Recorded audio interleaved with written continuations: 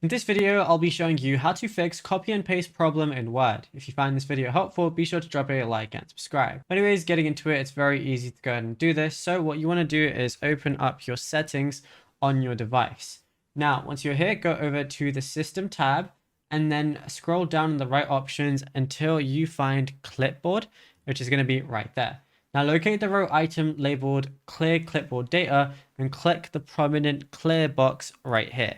Now, once you go ahead and press that, this instantly purges all cached text, images, and HTML code fragments from your RAM, allowing Windows to establish a clean data transfer handshake and then try and do it again. Alternatively, if you're going ahead and trying to, copy and paste with the shortcut, then what you want to go ahead and do is try it and just do it normally. So let's say I just typed in test.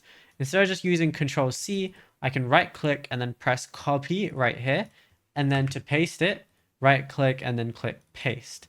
However, if that's not working, let's say you're doing the right click and stuff and you're not doing the shortcuts, then maybe try the shortcuts. So highlight whatever you're trying to copy, press Control and C together, then Control and V to paste it and see if that works for you. Now, if you found this video helpful, drop a like and subscribe.